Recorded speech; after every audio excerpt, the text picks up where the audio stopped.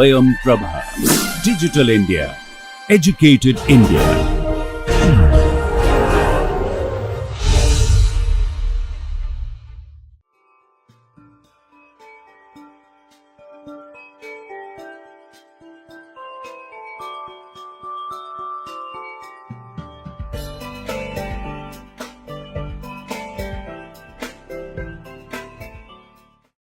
Hello.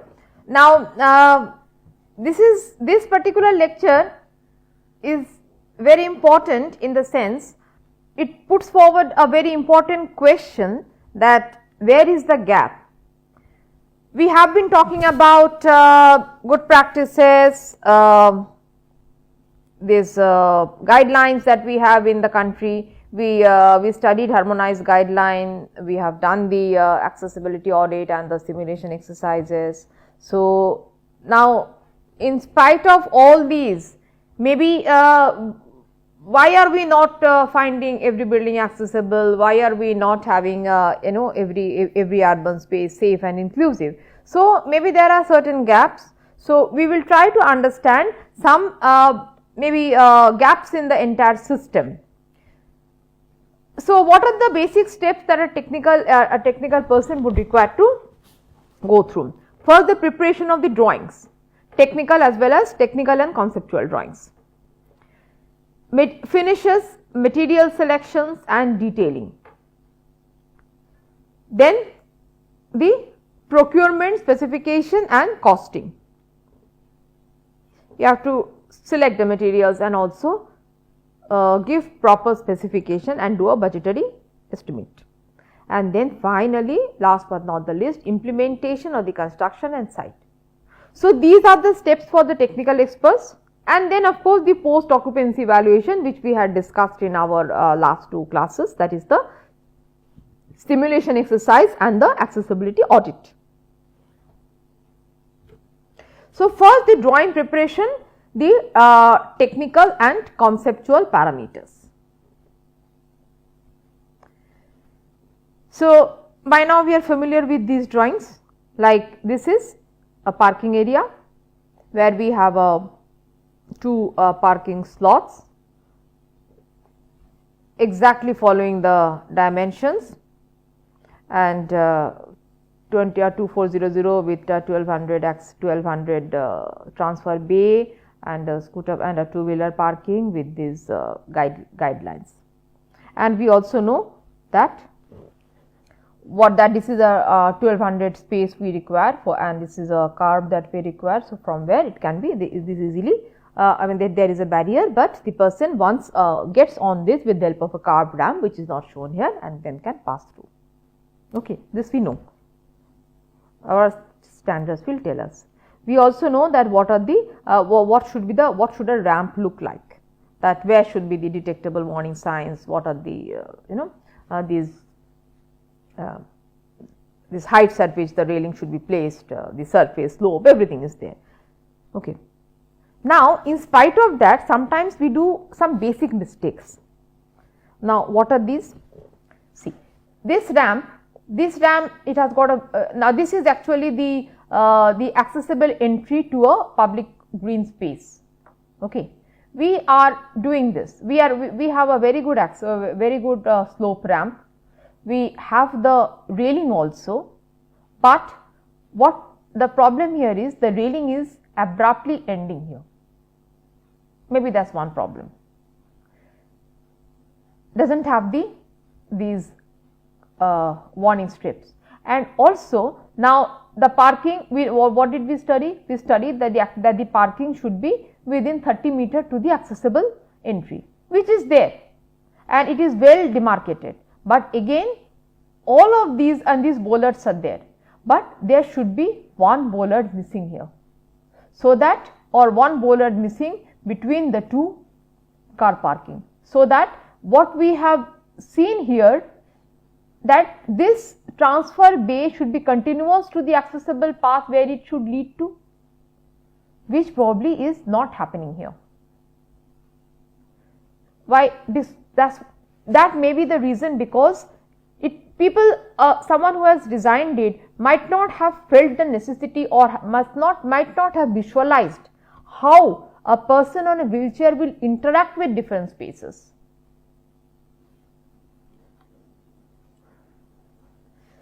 Next, sometimes what we have, that these poor management of parking. The two-wheelers are kept blocking the access way, making the route narrower.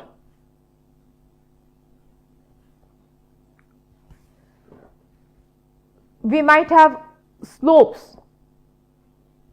We have learned that the slope and the step should be together, equitable access. But the slope, if now to maintain the or rather because of the space constraint, the slope is also ending along with the steps. Now, we all are architects, we know that 150, 250, 150, 250 are the standard dimension of the straight and the riser.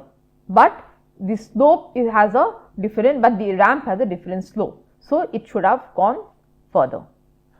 Here we have got this kind of surface which is good, which is anti-skid, but this is very difficult for someone on a wheelchair because the wheel will get stuck here. This is another example. So, here what is happening, the handrail is stopping here. So, but the slope is continuing. So, when someone with a blind person, when a blind person, someone with a vision impairment will stand here, he or she would understand that this is the end of the ramp, end of the slope, and next there is a flat surface, but it is not actually happening. So, this is misleading, another mistake. The well designed proper ramp, but there is no adequate contrast, and also there is, as you just saw in our in the simulation exercise, that if there are no proper edge support, not the edge protection, it is how dangerous it can be.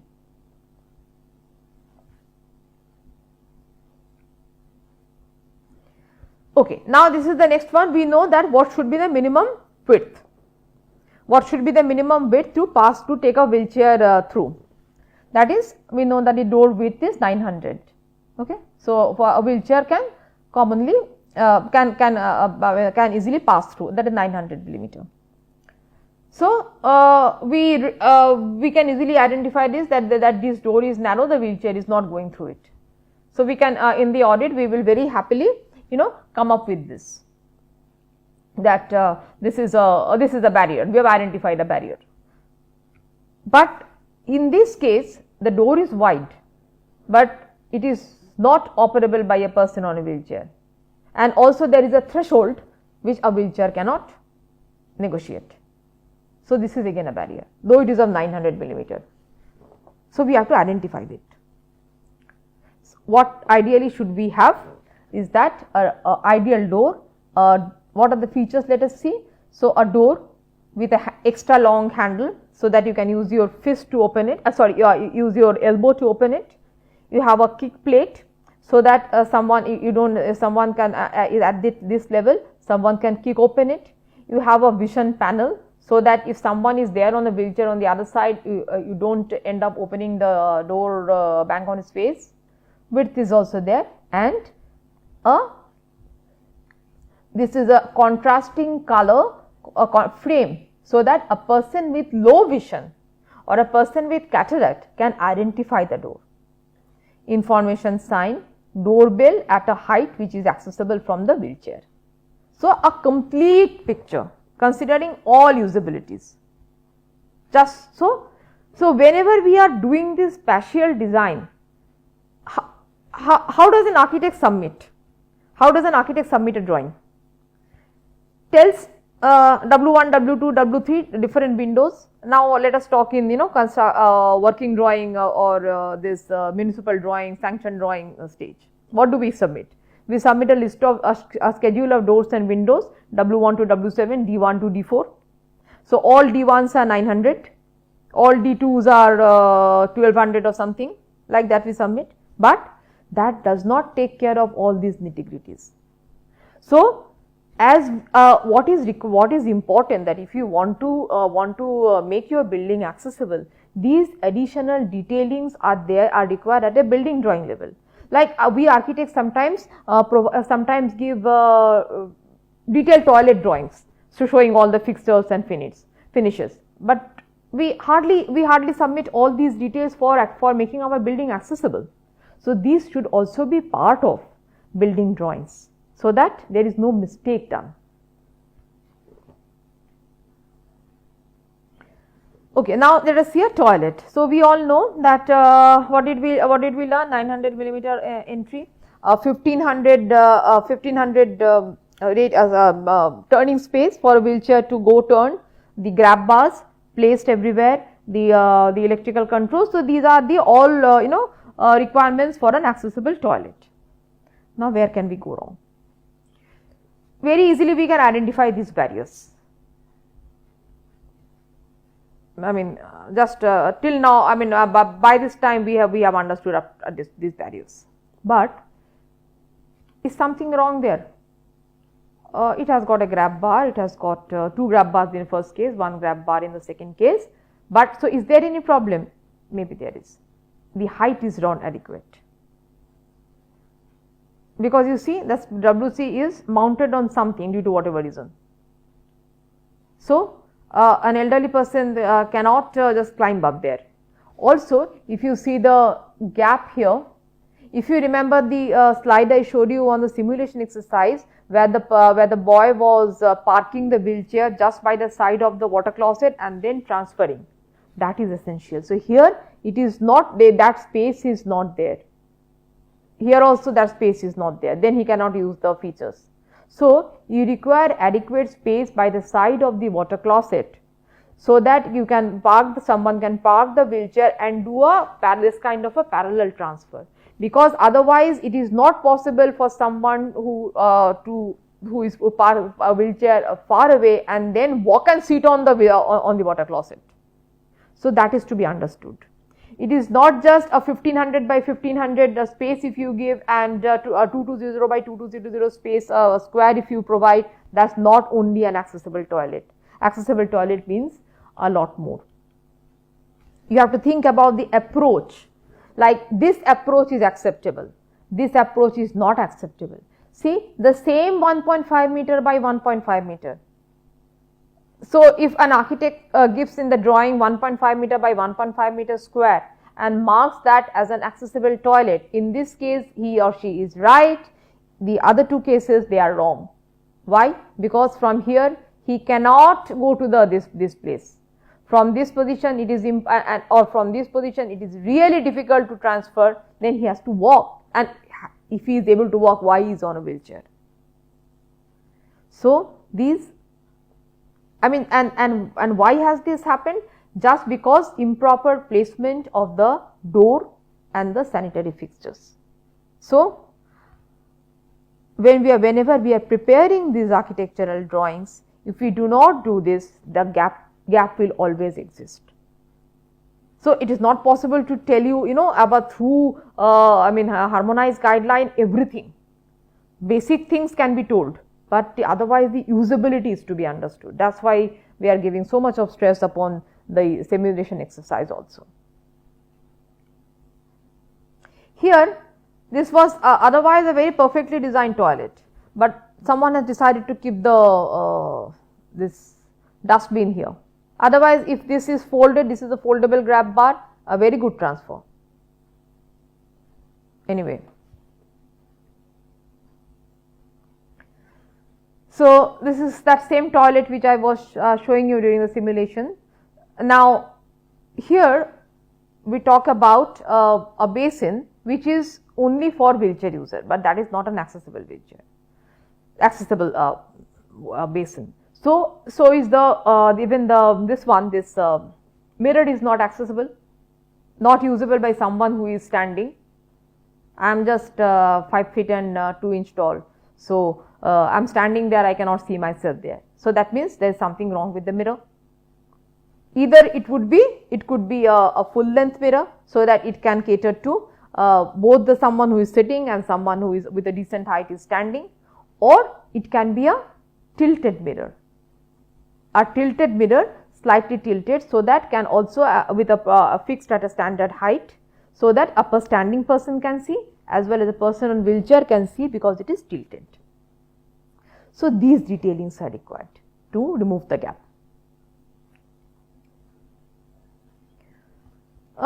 Water sprouts a different height. It can be done in a very indigenous way also.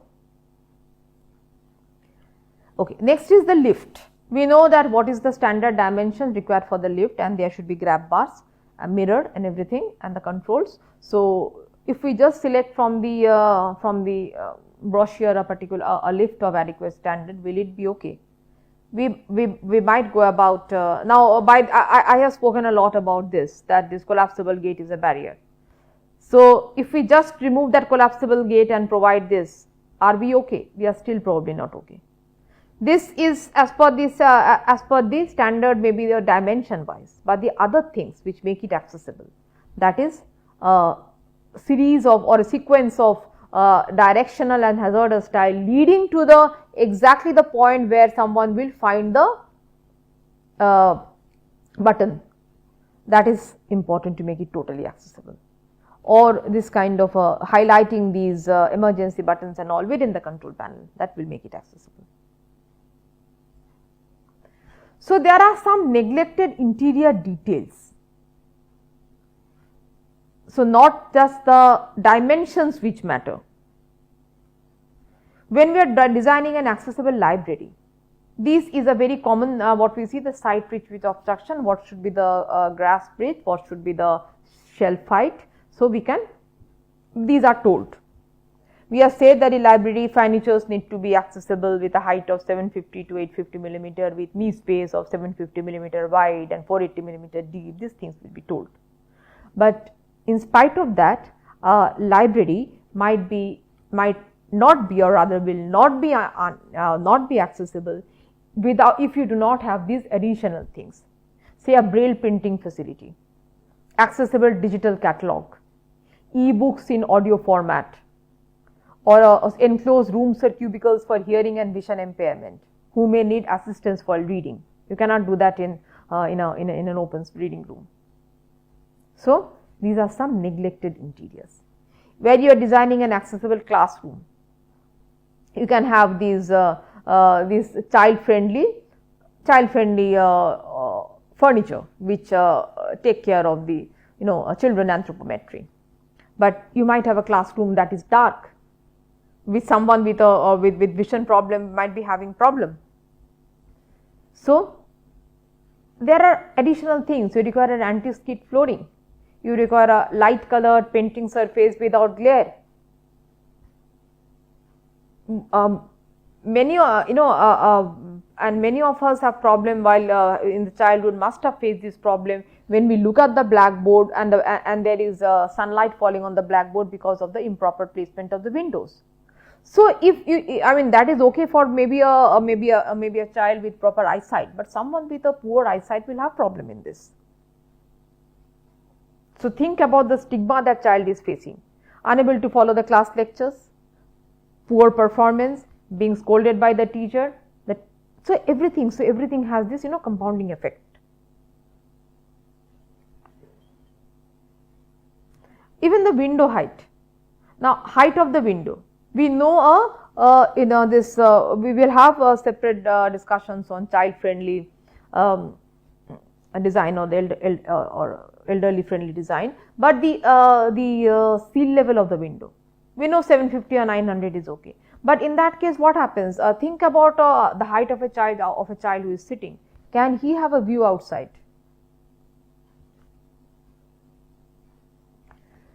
Accessible play areas. We discussed these in one of our when we are talking about some of these best practices. So, but that's sensory garden. That's for specially able children or differently able children, but or child with special need. But also for able-bodied children also. You need to have heat resisting material, smooth and firm surfaces, materials containing so that soft material, so that if even someone falls doesn't get hurt, call bells in emergencies, surveillance.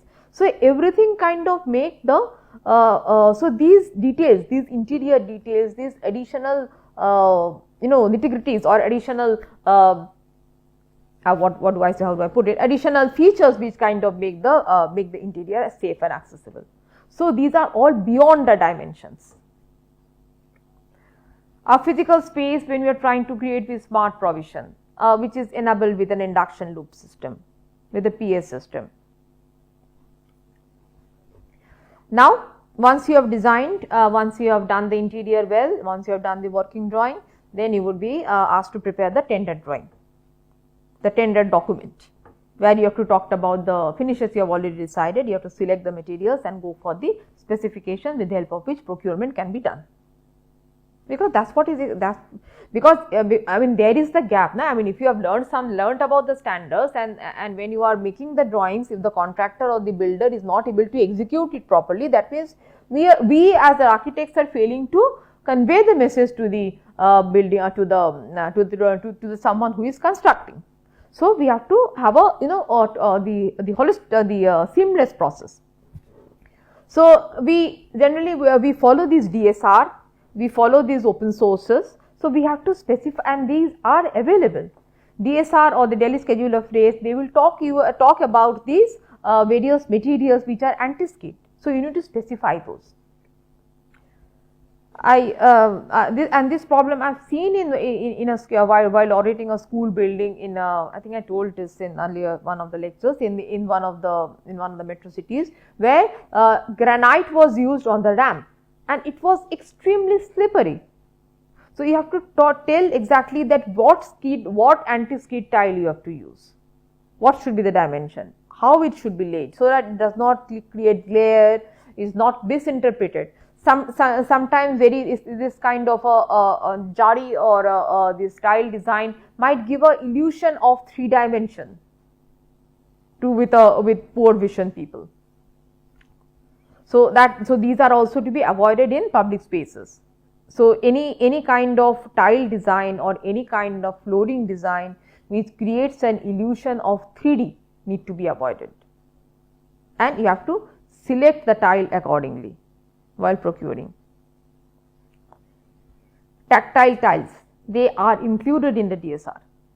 So, specifications are to be given. These are all copied from DSR. So, these are easily downloadable from the internet. Description of the item, so that we do not have a situation where the handrail breaks. Because I think in that situation the handrail was put for just to at a proper height only, just to ensure that or rather to follow the norm that that a ramp requires a handrail, without checking that weight criteria, that how much weight it can actually take.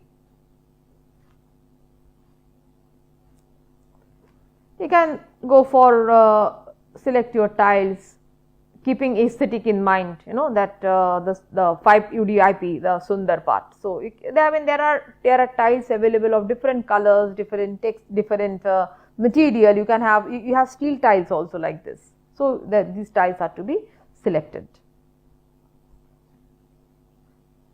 Some additional these features that you have for any kind of where you want to have this want to provide these these tactile strips for communicating information. Toilet fixtures are also to be selected.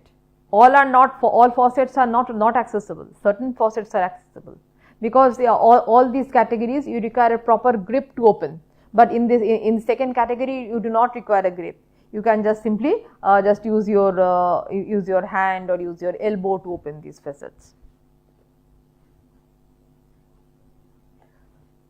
Sizes, capacity, what is the load bearing capacity. So, all of these details are to be specified by the architect, otherwise there will be gap. And the problem is that some of these are not included in the schedule of rates, where you have to go for a weight estimation, and then there are standard procedures. These you will as architects will go to the industry, they would know how to do this estimation. How can you make an existing lift more accessible? Just add on the certain features, elevator floor announcement system, and integrate it with the original system in the lift, the audio system, elevator voice announcer. Last but not the least, the implementation and the construction. Okay, this we all know, that we have to have a staircase with strips of this tiles. Okay, this we know, but sometimes we come up with these things. We know the use of these guiding indicators and warning indicators, but we create situations like this, really dangerous.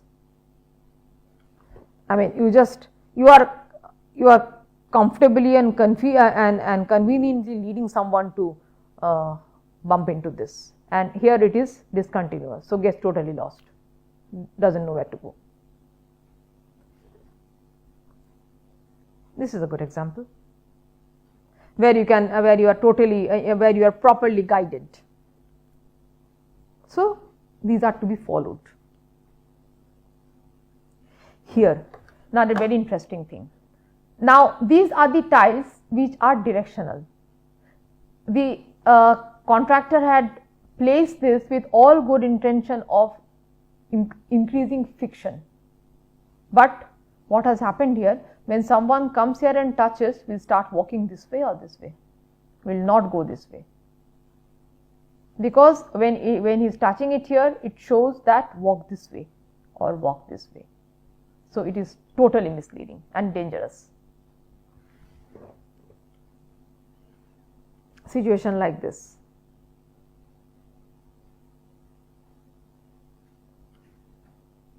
So let's try not to make such mistakes. Let's understand, let's feel that how people are interacting. Again and again I am repeating this thing, that interaction is important.